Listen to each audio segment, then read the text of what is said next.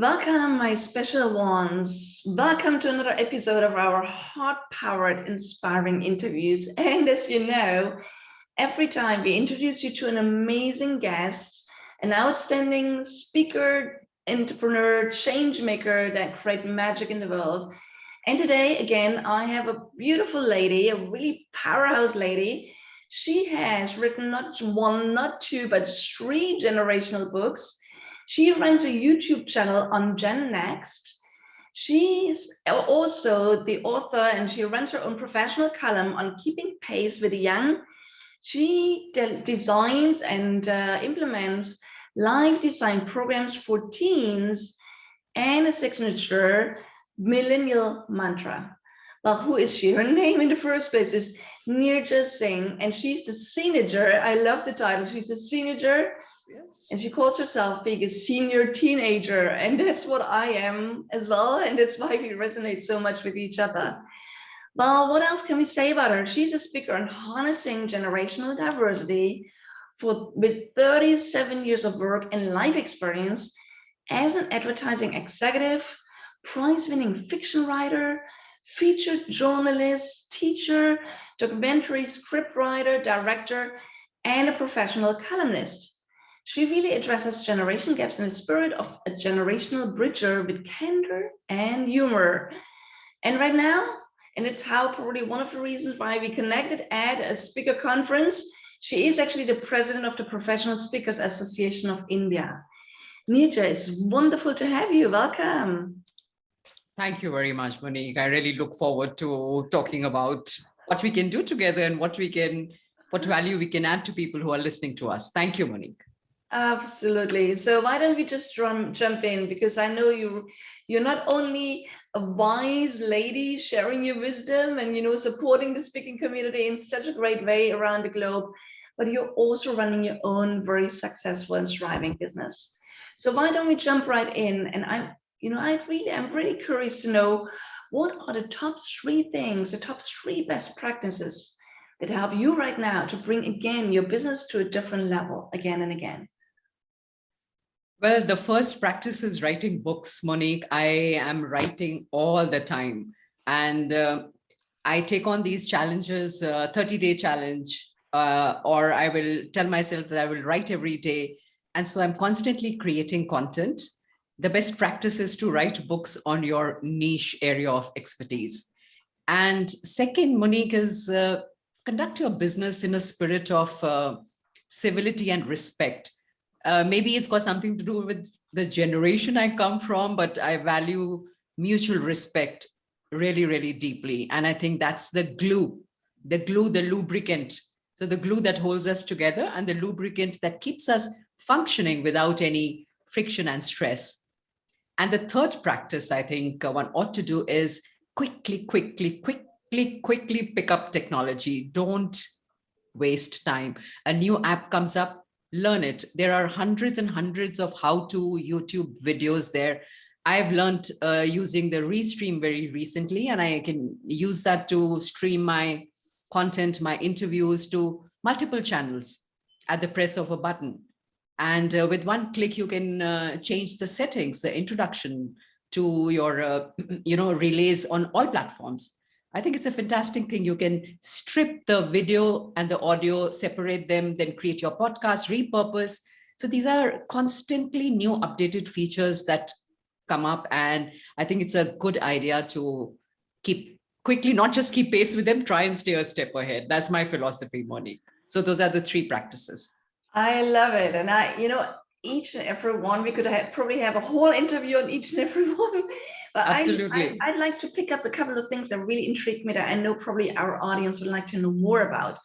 One thing is, you said you write books, and I know you keep writing amazing books about your niche topic, which is generational diversity, yes. Right? And yes. You said something about a 30-day challenge. I know we have a lot of people in our tribe that would love to write books or even start writing books. What do you do in these 30-day challenge? Maybe you can help people and encourage people to really pick it up and do it themselves. Certainly, Monique. Now, what happens is when you are part of a community or an association, sometimes it will be done in an organized way. That association, somebody is leading a challenge. I would suggest that you jump into it. I did that. I created 30 videos, say, every day about recording 7 minutes of video. That content I converted into a book. Now, right now, what I'm doing is I'm writing 250 words every day on LinkedIn, and I'm calling it Seenager Scribble. I've missed a couple of days in between, I have to confess, but I try to make up for it. I'll write 2 at a time sometimes. So the idea is I've already put together 10,000 words. And at the end of 30,000 words, I'm going to put this together as a book. It forces you to research your topic.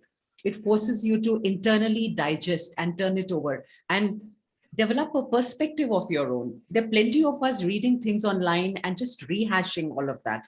But that's not of lasting value. If you want to create something that endures, it will have to come from your lived experiences.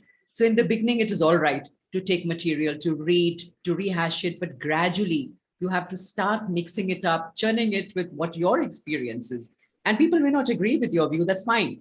But I think it's very important to be honest and say, this is what I'm seeing. And writing every day is a way to develop that clarity of thought and the conviction, and then the expression to put it across so that it does bring about some change for somebody out there. Yeah. So write every day, find a forum, find some kind of a disciplined practice. 250 words is not difficult to write, Monique. You could write just 100 words. It doesn't have to be 250. But tell yourself, I'm going to write every day for these many days. And at the end of that, you have a book ready. That's what I do. I love that. I also love what you said about respect. Okay. I mean, for, everyone would probably normally say, oh yeah, that's important to me. And then it doesn't necessarily happen, right? And you're also running this, Voice for Love movement, right? So where we say, speak truth from your heart to uplift each other, right? But what does it mean to you, respect? And maybe you have a little story for us on where it was maybe not so easy to be respectful, or where respect was a little bit under pressure, and how you dealt with it. Well, Monique, what I'm seeing around me, one is fetching up. For instance, punctuality, of course, you take it for granted. Where you're professionals, you will respect each other's time. Second, you make a mistake. Sometimes you may have overlooked something, let's say an email or something is due to the other person from you. Take a step back and be ready to look at it and perhaps acknowledge that you may have been mistaken. I may be mistaken. I may have made a mistake there. Sometimes some people find it a little difficult to take a step back and not take it personally that you're not being accused. That's one. That's second. And the third is a very strange thing I see these days, Monique, in a lot of groups like WhatsApp or any other communication tool you're using. Silence. Silence gets used in a very, what I see as an aggressive manner. Silence can be taken in 2 ways. One, silence could be sanction. And silence could also be, I'm not engaging with you. And sometimes in a social group where you're just bantering with each other, college reunion group, that's okay. But sometimes in a professional, the workplace, when you're not engaging, you're holding back. You're holding back the progress of the group. Respect in just plain language. Sometimes certain, requests will come in a very abrupt, just 4, 5, 6 words. No preface, no suffix, no prefix. And a lot depends, the cooperation you get from other people, how much they will align with you. A lot of that depends on how you're going to use your words with them.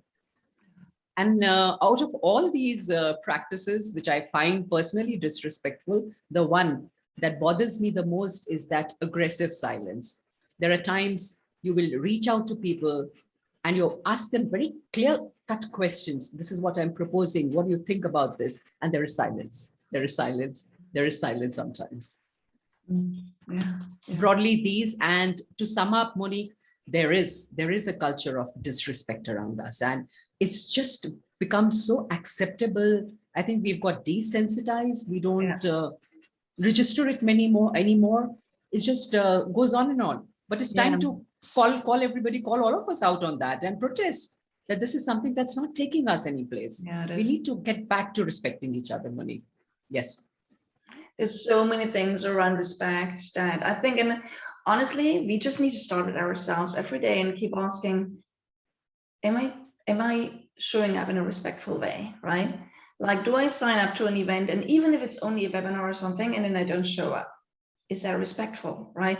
Yes. Or do I just put like promotional messages into a place, into a community that's not even mine, without asking? There's so many things. Okay, and again, I believe that you're so spot on. If we respect each other more in a greater way, and we really challenge each other every day and say, where have I been respectful, and celebrate that? Yes. And where haven't I? And how can I show up even more respectful tomorrow will make a big difference in today's world. Okay, so perfect. So the third one you said is also close to my heart, which is all about learning. And you're perfectly right. We can only grow our businesses when we establish processes and systems. And you say you're always on top of finding out, what new systems are in the market. How can I use them to make a bigger impact in my business? So how do you go about finding out about these tools? And, so let's start with that. How do you go about finding out these tools? There's new tools coming to the market every day, right? Firstly, Monique, a disclaimer, I'm not on top of it, but I try to utilize technology. And one of the things I do, Monique, is whenever I want something done, I'll go and search, is there an app for this? Is there an app for this? And believe it or not, there is an app for everything out there, for everything, right from your speaking, counting your and hours, and analyzing your PowerPoint presentations, to coaching you on your presence on the camera, anything that you might want in your profession. Let's say it's cooking, or your interest is in, you're an author, you're a presenter, you're a singer, you're a musician, whatever you need, whatever it is that you're looking to do more efficiently, I suggest you go and search.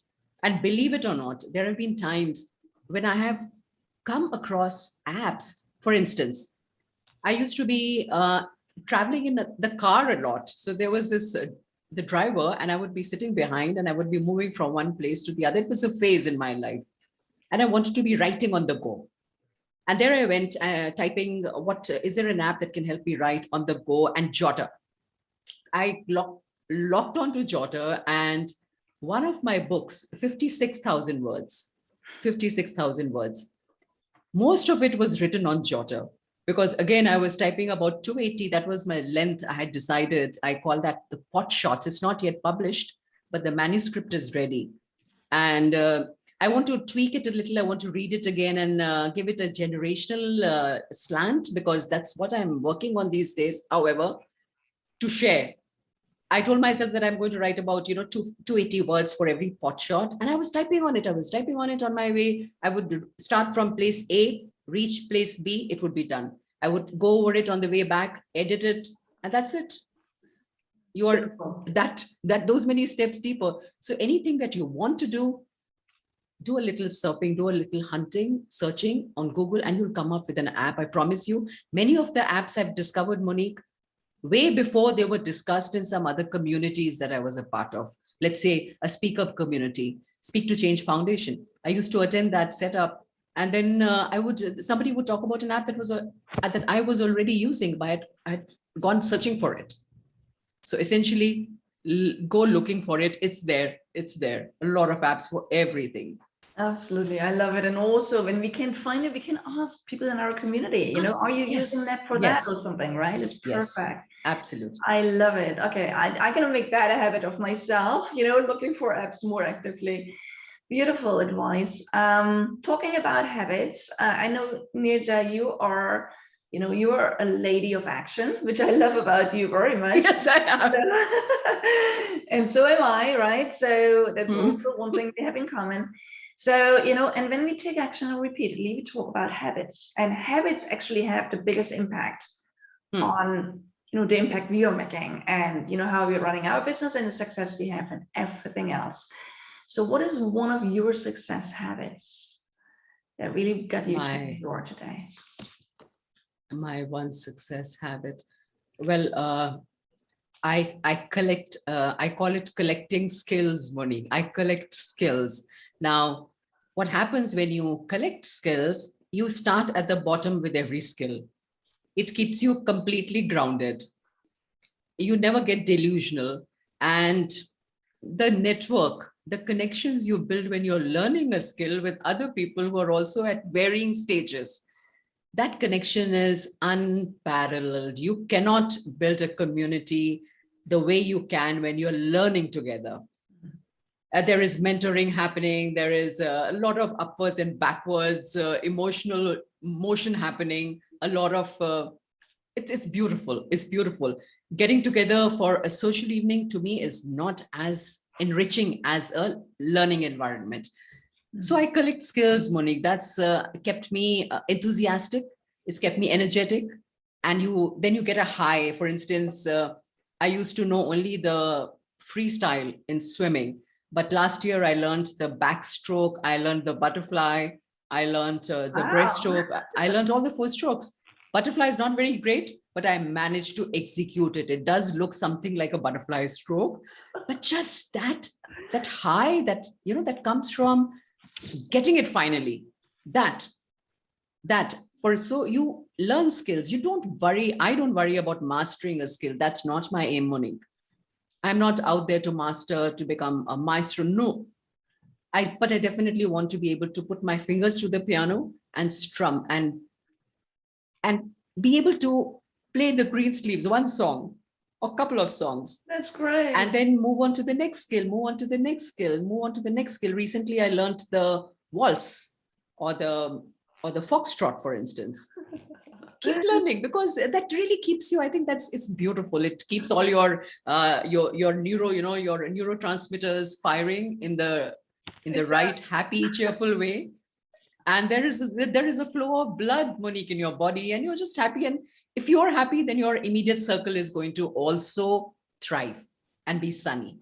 Oh, that's so beautiful. I love it, Neerja. And I love that a lot of people are very focused on their business and they always learn new skills about marketing and say, again, but you're saying, hey, there's a life, right? So you learn swimming, playing the piano, right? All of that is beautiful because, as you're saying, yes, it keeps your brain fired up, right? And also it really nourishes your mind, your heart, your soul. And that's very so powerful. Yes. So what we love to do on these interviews is we always invite our guests to give a little bit of a challenge and a concrete action to our audience, because yes, we inspire. I hope we inspire you today. We'll always like you to take this one action. So listen up to what Neerja has to say. Neerja, what is one thing based on our conversation you invite everyone to really take action, concrete action on today? All right, my friends listening there, I'll try what I believe in very, very deeply, and I practice it despite what I'm told by the environment many a times. I do believe that we overthink too much. We think ourselves out of opportunities, out of possibilities. I believe in saying yes. When an opportunity presents itself to me, my first reaction is yes. Figure it out later. A lot of people say, if you go on Google and hunt for this, you will hear how to say no. You need to start saying no. And it causes you a lot of stress saying yes all the time. Perhaps there is something to be said there, but I hope I'm able to convey to you the yes I'm saying is yes to opportunities that present themselves to you. So there's an opportunity to do an interview like this with Monique, say yes. There is an opportunity to go take up, let's say, an MBA program which is being offered close by. Say yes. There is an opportunity to join maybe a cooking class or a session where there are other people. You understand opportunities like that. Say yes. And don't overthink. Don't think that you have a future ahead when you're going to be doing it. There is no such thing.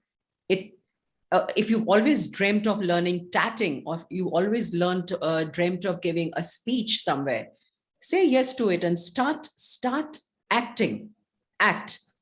Don't wait for the perfect moment, Monique. Don't wait for the perfect day, the perfect moment, the perfect opportunity. I do believe, Monique, that does not exist. Yeah. What exists is what you can create at that moment, like we are creating right now. Yeah. So the action to take is say yes. Start with a yes. Don't overthink. I love it, because there's so many opportunities showing up every single day, right? And Yes. again, of course, listen in. Don't say yes to what you really don't want. But if the idea of this is just really making you amazing, and you feel like, oh, that would be so great if I would just, I would just have so much fun doing it. Just say yes. Okay, jump in. And again, it will get you from the opportunity into flow. And I love it. So, Neerja, let's invite everyone today. Okay, once you're here with us, and thank you, by the way, for being loyal and being on with us all the time. Please take the action today. Okay, open up your perspective and start seeing the opportunities that show up every day, and start saying yes to one that really makes your heart sing today. And let us know in our Heart Power Global Nation. Let us know, what is that opportunity? What did you say yes to, and what came out of it? We are here to cheer you on and, to make it happen together. Yay, Neerja. So I know a lot of, the people that just are watching this right now, they say, oh my God, I want to really learn more about who Neerja is and what she does, and they would like to connect. So how and where can they find you? They can find me. I've got my whole lot of links. Monique, should I put them in the chat box or? No, you just tell us and we will put them into the post. Yes, certainly, Monique. LinkedIn would be the best place to connect with me. And I'm there on Facebook, on Twitter, on Instagram, and I have a website, and my email ID is there. But I suppose LinkedIn would be the primary one. That would be the quickest. Perfect. Great. So we're going to put, don't worry, everyone, we're going to put the LinkedIn link in for you, so you can definitely connect with Neerja. And I really advise you, don't miss that opportunity. She's such a sage woman, and she's such a powerhouse lady with an incredible network and wisdom. Neerja, thank you so much for being with us today. Thank you. Seenager, okay, the adult teenager, right? How would express yes, teenager, the senior right? teenager, the senior teenager. I'm a senior teenager too, and we'll never lose that. Okay. And thank you. So thank you so much for being on with us, and thank you all for being on with us. Again, we'll be back soon with another heart-powered, inspiring interview series. But just indulge in this one today, okay? Just take notes. Pick up all the golden nuggets that Neerja, really shared with us today, and start taking action on them, and let us know how it's going. Okay, so all the best. Have a fabulous day, and as we always say, just speak up, scale up, impact the world in your own magical way. Okay, have a fabulous time, and we'll see each other soon in another heart-inspiring interview. All the best until then. Cheers.